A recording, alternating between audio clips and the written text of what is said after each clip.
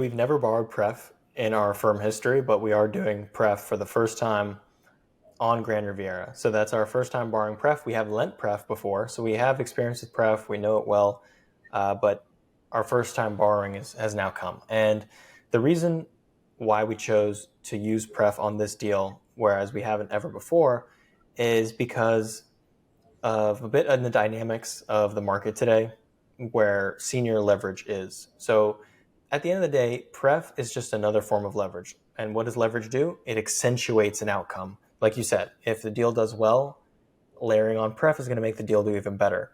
If the deal does poorly, then it's going to make those returns even worse.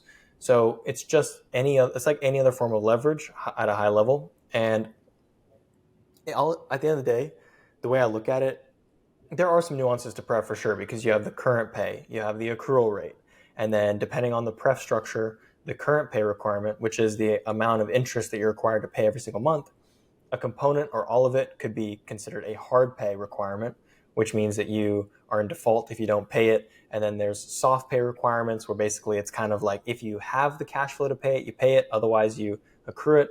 So there's different ways, and then there's different control rates, there's different defaults and remedies. So it's kind of an individual deal basis, but the way I look at it from the high level is how much all-in leverage am I getting, and what is my all-in cost of capital? That's really what matters, because actually, if you think about it, the pref itself doesn't really matter that much. You have to look at the whole picture. You have to see, what does my senior loan look like, and what does my pref look like, and then what does my all-in combo look like? Because if you have an amazing pref term sheet, and it's the best pref terms in the world, but you have a really awful senior loan, it's like, well, it's a waste of time. That doesn't make any sense, right? So you just focusing on the pref alone is not going to work.